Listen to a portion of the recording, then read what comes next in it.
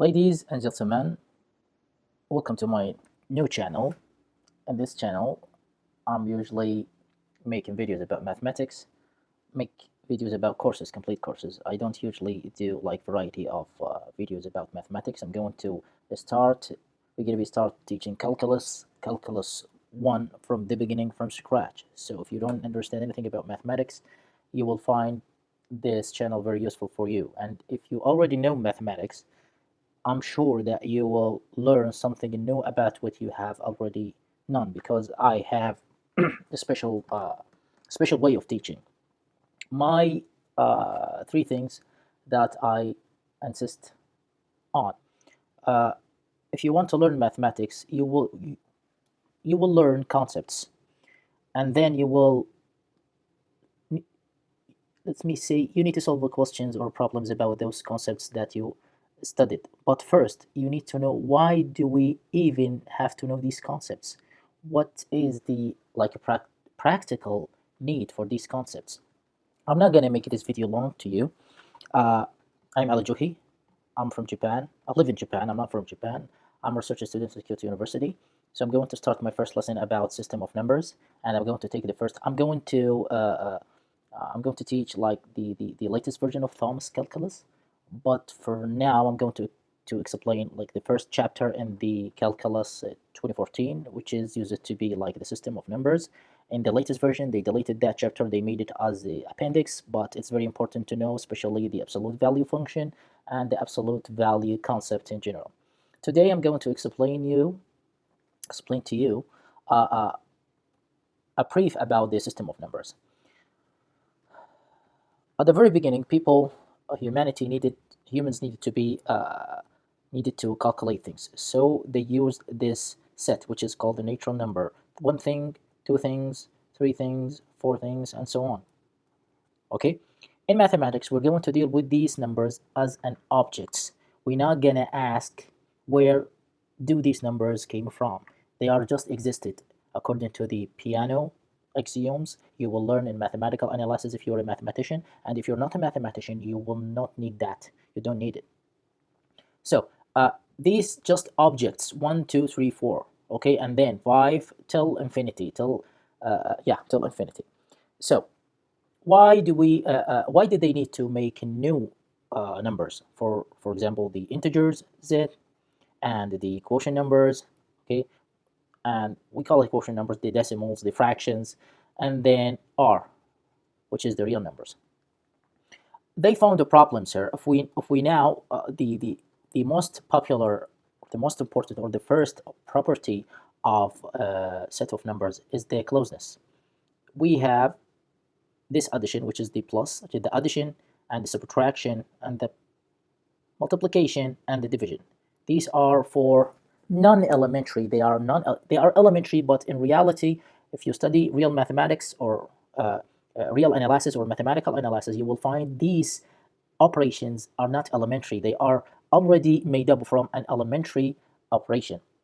So when the scientists came, and let's say thinkers, okay, came and tried to add two numbers, for example, any two numbers of natural numbers, let's say m and n, when they add them, they found that the result belongs to the natural numbers. So we called this set is closed on the addition, okay? And then when they multiplied any two numbers, any two natural numbers, they found the result already belongs to the natural numbers. So they found that this set is a closed, controlled. When we say closed mean controlled, we mean by closeness that the result is predictable, non-controlled, surrounded. We know the result, because if we don't know the result, we're not going to get any scientific benefit from this set.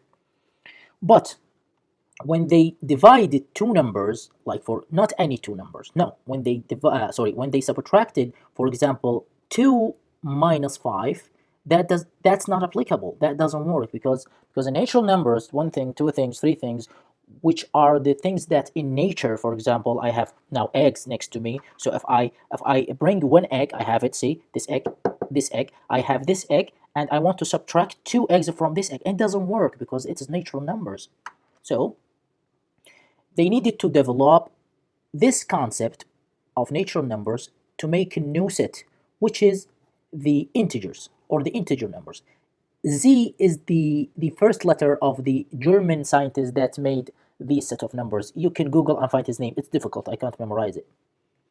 So 0 and 1, 2 and 3 and so on till infinity, plus infinity, and minus 1, minus 2 and minus 3 and so on to, we can't say till because it's not a number, we say 2 minus infinity. Okay, so now we fixed this problem. Now this problem is fixed. Now we can subtract two numbers and the result will be, let me check the video because I can't make it more than, I think I needed 10 minutes because my channel is new. I have the old channel, the Arabic channel, the same name, but now I started to do the English one. In these numbers we can subtract. This set has the property of the closeness of addition and the closeness of, we say that this set, like the natural number, is closed under the addition operation, and we say also that this set, which is the irrational numbers, is closed under the multiplication operation. So as soon as the n is a subset of the z, okay, because we can say that this set is n, and we add 0 and the minus, okay, or the negative numbers. So we can say also that the z, or we can prove that the z is already closed under the operation, under the addition and multiplication operations. So now we need to prove, or we need to show that this number is also closed under the subtraction. If we subtract any, okay, if let a and b belongs to the integers, so we can find like the addition and the multiplication and the subtraction all belongs to the same z. But if we divide a by 2, the result will be a fraction, mostly a fraction, okay? Mostly a fraction. Or the result will be let's say belongs to z or fraction. So the scientist needed to make a new, okay, the scientist needed to make a new set, which is a set that contains all the integers and the fractions with them. So now we need to develop a new set of numbers that contains all the integers and the fractions between those integers. So we will call this number, which is a q, let's call it like the rational numbers. What do we mean by it? It's clear from its name, rational, that something rational cannot be understood. A on B, it contains all the numbers that comes from a division of an integer number on another integer number, see, belongs to z, and the denominator cannot be 0. Okay, so we can find those numbers, which is already fractions. So if we plot, for example, actually this, let x and y belongs to q, we can easily find that x plus y, x minus y, x multiple y, or x divided by y if y not 0, okay, we should say y not 0, all belongs to q. So the q, or the rational numbers, are closed under the addition and subtraction and the multiplication and the division of every, we should mention that y should be not 0, okay. So why do we need to, okay, why did the scientists needed to develop a new set, which is the real numbers? Let me explain for you right now. Let's plot, for example, the line, which means the fractions, q.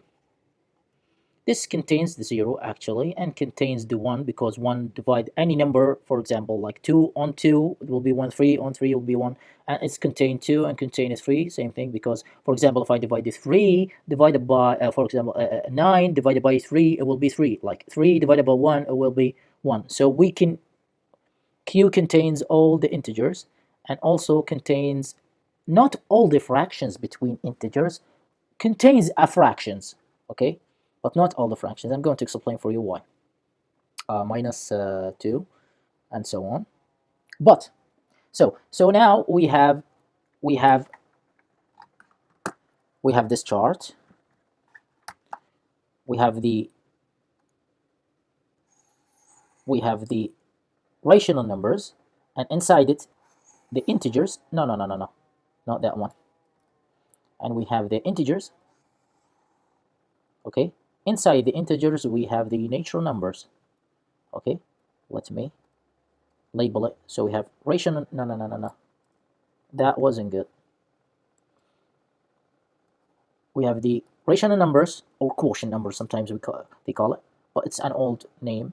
And we have the integers and we have the natural numbers. Okay,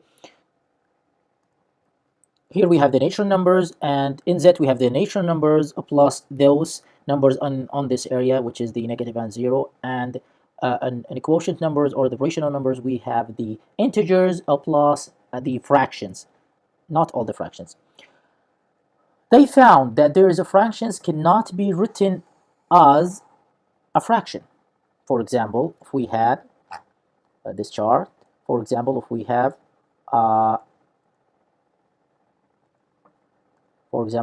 like square root of 2, or if we have square root of 3, square root of 5, square root of p, and p is a prime. P is a prime. For example, the pi, and for example, a exponential, a number we will study in the future. So all those numbers are fractions, but they cannot be written as a fraction.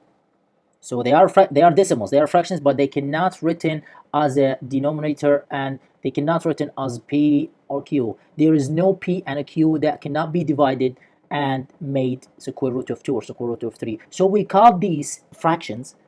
I mean by fractions, not maybe I call it the wrong name. Like the numbers, we call these numbers, which contains decimals, but they cannot be written as like numerator and denominator. So we call them the irrational numbers, that cannot be the numbers that cannot be imagined. Okay, so we call them irrational numbers, and see the complement of a Q. Why? Because to model something that describes the reality,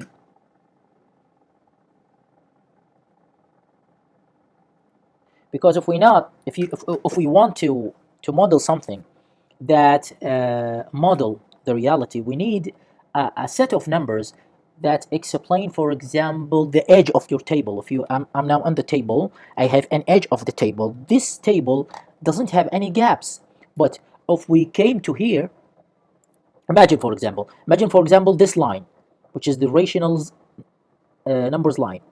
It has gaps because between this 2, which is the square root of 4, and this 3, which is the square root of 9, there should be here a square root of 5, but we can't find it, and we can't form it from the rational numbers. So we need to develop a new set of numbers that will be very important to the scientific modeling and to every equation and every function that we're going to study in calculus and engineering and in accounting, in statistics. It's from real numbers. We call it a real number. So we develop a new set, which is called the real numbers. The real numbers are the numbers that contains everything. Contains the irrational numbers and the rational numbers and the integers and the natural numbers. Okay, we call it the real numbers. Not good writing. We call it the real numbers. The real numbers are very important, and in the next lecture we're going to study what do we mean by intervals from the real numbers, and what do we mean by the absolute value, and so on. See you guys in the next lecture.